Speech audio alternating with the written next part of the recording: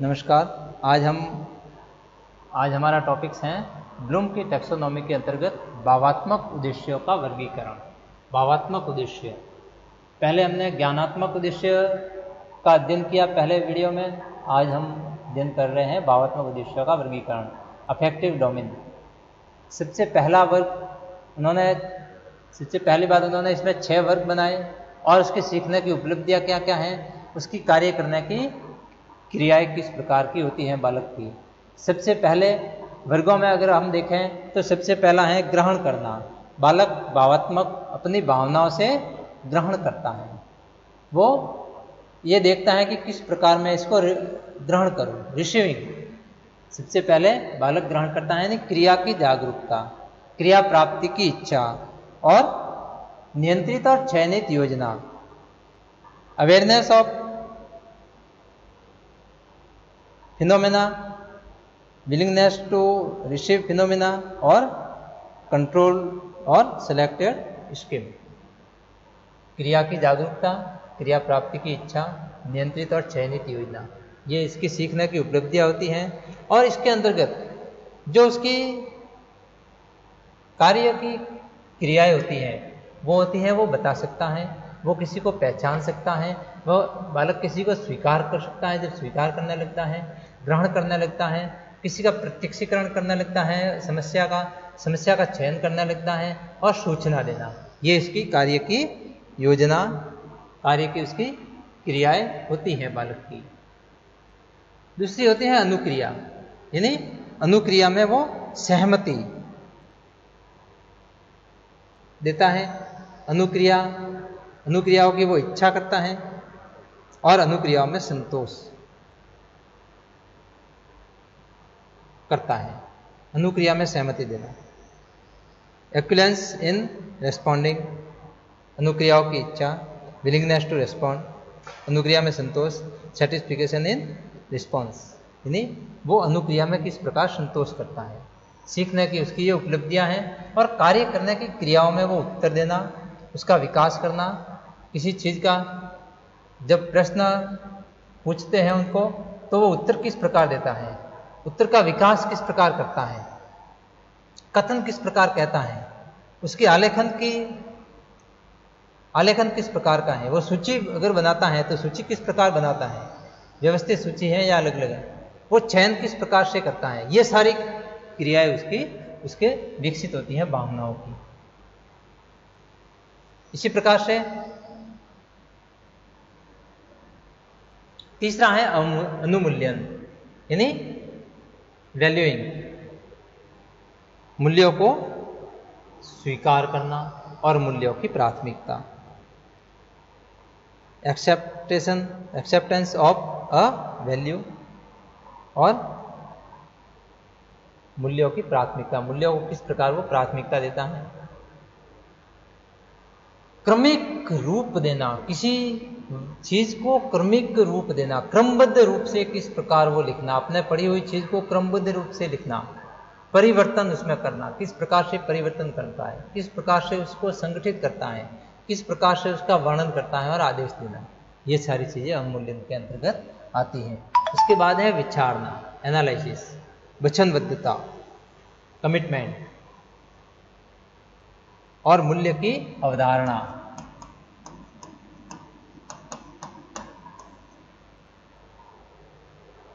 वो धारण करता है, यानी किसी चीज को धारण करता है। देखिए वचनबद्धता, किसी चीज को पूरा करता है, वो भाग लेता है उसमें, वहां पर वो उसके विचारने की शक्ति विकसित होती है, भावनाओं के अंदर उसके विचारने की शक्ति विकसित होती है। फिर है व्यवस्था, ऑर्गेनाइजेशन, उसके मूल्य क्रम की व्यवस्था किस प्रकार की है, बालक के मूल्य क्रम की व्यवस्था किस प्रकार की है। Organisation of a value system, हाँ, मूल्य क्रम की उसकी व्यवस्था किस प्रकार की है, मूल्यों को वो किस प्रकार क्रमबद्ध करता है, अपने अंदर जो मूल्य है उसको किस प्रकार क्रमबद्ध करता है, संशोधन किस प्रकार करता है, निश्चय किस प्रकार करता है। फिर है चरित्र निर्माण, उसका किस प्रकार हो रहा है। नेक्स्ट है चरित्र निर्माण, या उसको मूल्य समूह का विशेषीकरण भी कहा जाता है, characterisation of a value complex. यानी वो सामान्य समूह किस प्रकार बनाता है, उसका विशेषीकरण किस प्रकार करता है, वो किसी बात के कार्य, वो अपना कार्य को किस प्रकार करता है, वो कार्य को हल किस प्रकार करता है, स्वीकार करना किस प्रकार लगता है, ये सारी चीजें इसके अंतर्गत आती हैं। दूसरा उद्देश्य देखिए, वापस एक बार वापस इसको समझते हैं। भावात्मक उद्देश्य, अफेक्टिव डोमेन, जिसके अंतर्गत हम देखते हैं कि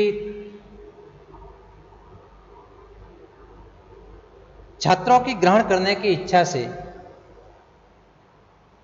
भावात्मक उद्देश्यों में सबसे पहला है ग्रहण करना। जो छात्रों की ग्रहण करने की इच्छा से, ग्रहण करने का सीधा संबंध विद्यार्थियों की संवेदनशीलता से होता है। यानी जो ग्रहण करते हैं उसकी इच्छा सीधा किससे होता है, ग्रहण करने, और विद्यार्थियों की संवेदनशीलता से, जो कि किसी क्रिया का उद्दीपक की स्थिति में होती है। कौन सी स्थिति में होती है, उद्दीपक की स्थिति में होती है, और उसके प्रति जागरूकता और उसकी क्रिया पर ध्यान वो किस प्रकार दे रहा है, वो स्वीकार किस प्रकार करता है। इन उपलब्धियों द्वारा छात्रों द्वारा ये अर्जित की जाती हैं ग्रहण करने का उद्देश्य। दूसरा है अनुक्रिया, रेस्पॉन्स या रेस्पॉन्डिंग। यह ग्रहण करने के आगे की स्थिति है। यानी जब बालक ग्रहण कर लेता है तो उसके बाद में वो प्रेरित किस प्रकार होता है, उससे प्रेरित होते हुए वो नवीन ज्ञान को सक्रिय रूप से किस प्रकार ग्रहण करता है, वो अनुक्रिया में सहमति किस प्रकार देता है। वो ग्रहण करने के आगे की स्थिति और उससे प्रेरित होते हुए नवीन ज्ञान को वो सक्रिय रूप किस प्रकार देता है, और इससे विद्यार्थी के सुनने के साथ साथ वो उस पर अमल भी करने लगता है और सक्रिय रूप से भाग भी लेने लगता है। इसमें प्रतिक्रिया देता है, वो इच्छा व्यक्त करता है, उत्तर देता है, स्वीकृति करता है, और ये सारी क्रियाएं छात्रों के द्वारा की जाती है। नेक्स्ट देखते हैं अवमूल्यन, अनुमूल्यन, वैल्यूइंग। इस उद्देश्य का संबंध छात्र के विशिष्ट मूल्यों से है। छात्र के अंदर जो विशिष्ट मूल्य आते हैं उससे हैं, और इसका तात्पर्य उन मूल्यों से है जिसमें कि विद्यार्थियों की आस्था होती है, जिसमें विद्यार्थियों की आस्था होती है और जिनको वे अपने जीवन में विशेष महत्व देते हैं। इसके द्वारा छात्र परिस्थिति के बदलने पर स्थिर भाव का प्रदर्शन करते हैं। चाहे परिस्थिति किसी भी प्रकार की हो, वो हमेशा स्थिर रहते हैं। और इसके अंतर्गत जो उनको मूल्य की स्वीकार करने की, मूल्यों को स्वीकार करना, मूल्यों को वरीयता देना, मूल्यों की वचनबद्धता, ये सारे के सारे आते हैं। फिर है विचारना, एनालिसिस। इसके अंतर्गत छात्र जैसे जैसे छात्रों में मूल्यों के साथ वचनबद्धता आती है, वचनबद्धता, वो वचनबद्ध होते हैं, वैसे वैसे उसके सामने परिस्थितियां आती है। ऐसी परिस्थितियां हैं जहां वे एक से अधिक मूल्य उनके सामने उपयुक्त होते हैं, कि जो मूल्य, एक से अधिक मूल्य उनके सामने होते हैं और वो सब उपयुक्त होते हैं। ऐसी स्थिति में वो विचार करते हैं कि मैं कौन से मूल्यों को धारण करूं। यानी वो निश्चय करते हैं, वो संशोधन करते हैं। इसलिए इस प्रकार की व्यवस्था, विचार आता है। फिर है व्यवस्था, ऑर्गेनाइजेशन। विद्यार्थी इन मूल्यों के बारे में जाना जाता है और वो ऐसी परिस्थिति का सामना करना सीखता है जिसमें केवल एक ही मूल्य सक्रिय हो। तब विद्यार्थी इन मूल्यों को क्रमानुसार संगठित करता है और उसके पश्चात वो संपेक्ष में व्यवस्था का संबंध मूल्यों के क्रम को निर्मित और संगठित करता है। और इसके बाद छात्र मूल्यों की अवधारणा करने लगता है, व्यवस्था करने लगता है, निश्चय करने लगता है, और ये उपलब्धियां उसको अर्जित की जाती हैं।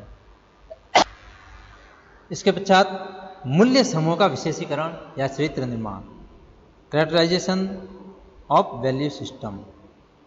यह भावात्मक पक्ष के उद्देश्यों का सबसे उच्च स्तर का उद्देश्य है और इस उद्देश्य की प्राप्ति के लिए इसका संबंध मानव मूल्यों की उस प्रणाली से है जिसमें व्यक्ति आत्मसात कर चुका होता है और उसी के सहारे अपने व्यवहारों का दिशा निर्देश करता है। यानी जो चीज़ वो आत्मसात उसने कर ली एक बार, उसी के सहारे वो आगे बढ़ेगा, उसी के सहारे अपने व्यवहारों को व्यवहार बनाएगा। और सामान्य भाषा में हम इसे व्यक्ति की जीवन शैली यानी जो जिस प्रकार की उसकी जीवन शैली है उसकी हम संज्ञा उसको दे सकते हैं। जब उसका सामान्य समूह एक विशेष रूप में आ जाता है, उसका विशेषीकरण हो जाता है, तब उसकी निजी विशेषताओं और व्यक्तिगत विशेषताओं का उसके सामने प्रकटीकरण हो जाता है और फिर मूल्य प्रदर्शित करने लगता है, मूल्यों को वो दोहराने लगता है और वो स्वीकार करने लगता है कि किस प्रकार से उसकी जो उपलब्धियां हैं वो अर्जित कर रहा है। नेक्स्ट हम लेते हैं मनोगत्यात्मक या क्रियात्मक पक्ष, साइकोमोटर डोमेन।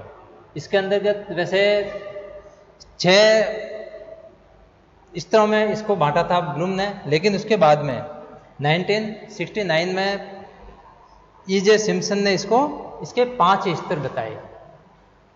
इसके कुछ अलग 5 स्तर बताए, उसका हम अध्ययन करेंगे। कि सबसे पहले उन्होंने E.J. सिम्पसन ने बताया प्रत्यक्षीकरण। प्रत्यक्षीकरण के अंदर वर्णनात्मक स्तर और संक्रमण काल की स्थिति उपलब्धियों में आती है और कार्य क्रियाओं में आती है, निर्माण करना और चित्र बनाना। व्यवस्था के अंदर सेट, जिसके अंदर आता है व्याख्यात्मक स्तर, मानसिक स्तर, शारीरिक स्तर। इसके अंदर प्रारूप तैयार करना और उसका बनाना। निर्देशात्मक अनुक्रिया में संवेगात्मक स्तर आता है और आत्मविश्वास और कौशल का विकास होता है। इसको पहचानना और इसको स्थापित करने का कार्य क्रियाएं होती हैं। इसी प्रकार कार्य प्रणाली के अंतर्गत आत्मविश्वास और कौशल का विकास आता है और अनुक्रियाओं में सहायता किस प्रकार होती है वो आता है और कार्य क्रियाओं में आता है मरम्मत करना और अभ्यास करना। इसी प्रकार से जटिल प्रत्यक्ष अनुक्रिया में जटिल कार्य करने का कौशल और क्षमता का विकास होता है। इसके अंतर्गत कार्य क्रियाओं में जोड़ना, सृजन करना, बदलना और पता लगाने का होता है। जैसे हम इसको पुनः एक बार देखते हैं कि क्रियात्मक पक्ष को मनोगत्यात्मक कौशल के विकास से जोड़ा है और इसके शारीरिक क्रियाओं के प्रशिक्षण द्वारा इस उद्देश्य को प्राप्त करने का प्रयास किया जाता है। ब्लूम ने इसको 6 उपवर्गों में विभाजित किया था, जिसमें उद्दीपन, कार्य करना, गामक क्रियाएं, नियंत्रण, समायोजन, स्वाभाविकरण और आदत डालना, ये 6 वर्ग दिए थे। लेकिन इसके बाद 1969 में इस पक्ष को 5 उपवर्गों में E.J. सिम्पसन ने विभाजित किया, जिसमें सबसे पहला है प्रत्यक्षीकरण, परसेप्शन। दूसरा है विन्यास या व्यवस्था, सेट। तीसरा है निर्दिष्ट अनुक्रिया, गाइडेड रिस्पॉन्स। चौथा है कार्य प्रणाली या कार्य विधि या निर्देशात्मक अनुक्रिया, कार्य प्रणाली या कार्य विधि, जिसको अपन मैकेनिज्म कहते हैं। और जटिल लास्ट में है बाह्य अनुक्रिया, कॉम्प्लेक्स ओवर रिस्पॉन्स। यानी सबसे पहला है प्रत्यक्षीकरण। प्रत्यक्षीकरण यह एक मानसिक प्रक्रिया है। क्या है ये? प्रत्यक्षीकरण एक मानसिक प्रक्रिया है और इसमें ज्ञानेंद्रियों द्वारा बाह्य वस्तुओं के संबंध में व्यक्ति में रुचि और प्रेरणा जागृत होती है। जो बाह्य वस्तु है उसके संबंध में व्यक्ति में रुचि और प्रेरणा जागृत होती है और बाहर की वस्तुओं या घटनाओं के गुणों तथा संबंधों के प्रति ज्ञानेंद्रियों की हमारी जो संवेदनशीलता है वो इस पक्ष में मुख्य भूमिका होती है। और कार्यों की श्रृंखला में संलिप्त मानसिक क्रिया ही इसका प्रत्यक्षीकरण है, जिसके कारण प्रत्यक्षीकरण की जो क्रिया है उसके लिए विद्यार्थियों की रुचि, अभिप्रेरणा आदि का होना इसमें आवश्यक होता है। बिना रुचि और अभिप्रेरणा के किसी भी प्रकार का प्रत्यक्षीकरण नहीं हो सकता। बिना रुचि और अभिप्रेरणा के विद्यार्थी किसी वस्तु या घटना को समझने और उसके कोई अर्थ देने में उसकी कुशलता नहीं दिखा सकता है। और इसके अंतर्गत किसी वस्तु को वर्णनात्मक स्तर और व्याख्यात्मक स्तर पर अर्थ देना उसकी अधिगम उपलब्धि कहलाती है। दूसरी है व्यवस्था या विन्यास भी कहते हैं, व्यवस्था भी कहते हैं, सेट। विन्यास का अर्थ है, इसको विन्यास भी कहा जाता है।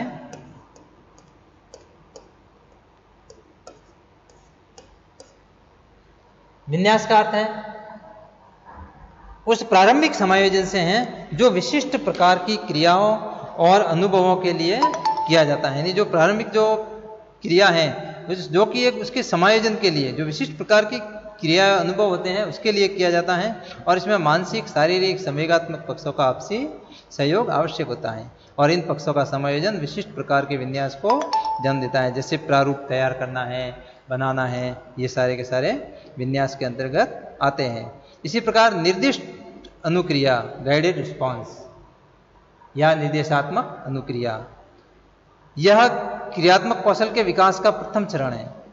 क्रिया करने का ये प्रथम चरण है और जटिल कौशलों से संबंधित योग्यताओं का इस संबंध में निर्दिष्ट अनुक्रियाओं से है। और इस क्रिया के अंदर के विद्यार्थी को बाहरी निर्देशन या मार्गदर्शन दिया जाता है और इसके अंतर्गत छात्रों से जटिल कौशलों पर बल देने वाली क्रियाएं कराई जाती हैं। कार्य प्रणाली नेक्स्ट है कार्य प्रणाली। मैकेनिज्म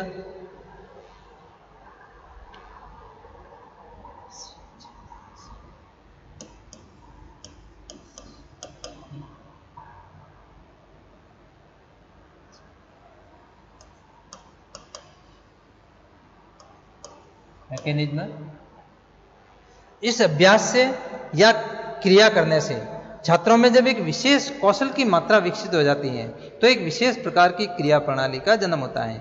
इसमें आत्मविश्वास की भावना का विकास होता है।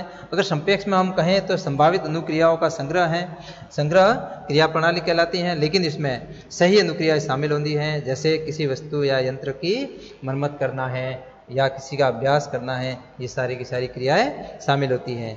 फिर है जटिल या बाह्य अनुक्रिया, और इस स्तर में व्यक्ति की वे सभी योग्यताएं सम्मिलित होती हैं। इसके अंदर जटिल कार्य करने का कौशल प्राप्त होता है और क्षमता का विकास होता है जिसमें वो सभी योग्यताएं सम्मिलित होती हैं।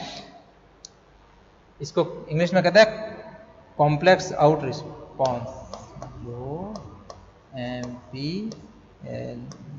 Complex out response.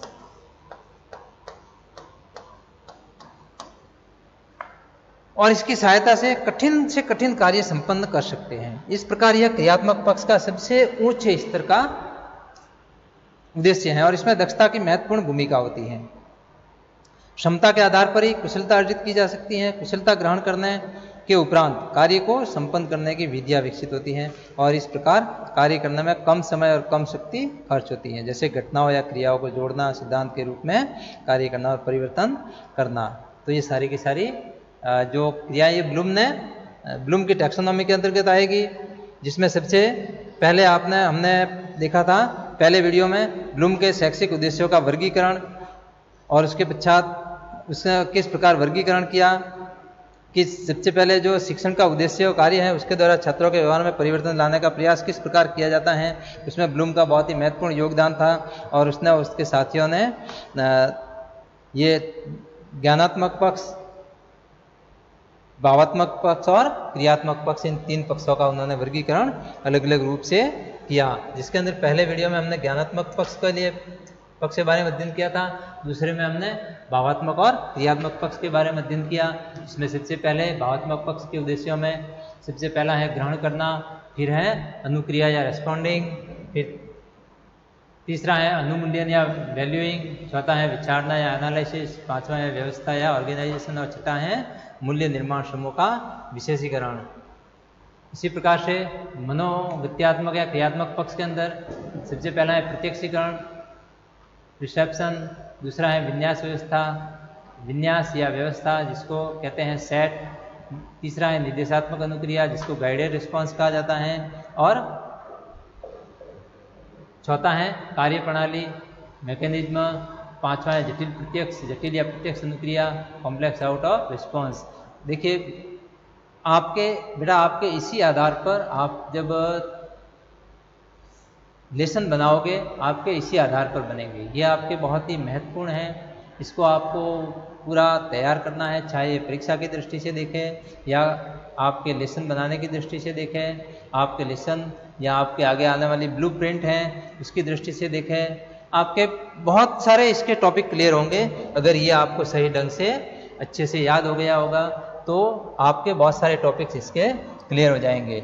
आपके ये कोर्स में ये है पूरी की पूरी है ब्लूम की टैक्सोनॉमी, और इसमें आपको ये पूरी याद करनी है, क्योंकि आपको इस टैक्सोनॉमी के माध्यम से जब आप स्कूलों में जाओगे वहाँ लेसन बनाओगे, लेसन जब हम बनाना सिखाएंगे उसमें भी आपको इसी आधार पर सिखाएंगे। जब आप ब्लूप्रिंट बनाओगे, पेपर किस प्रकार बनता है, पेपर का निर्माण वो भी इसी आधार पर होगा। तो ये सारी की सारी कुल मिलाकर यानी आपको इसको बहुत ही अच्छे तरीके से आपको करनी है, बहुत ही अच्छी तरीके से याद करनी है आपको। और सही ढंग से आपको, चाहे आपको अगर किसी भी प्रकार की कोई प्रॉब्लम है तो मुझे आप मैसेज कर सकते हैं कि इस प्रकार की ये प्रॉब्लम यहाँ पर है, ये किस प्रकार से होगा। आप मुझे व्यक्तिगत रूप से या किसी भी प्रकार से आप मैसेज कर सकते हैं और वहाँ से आपको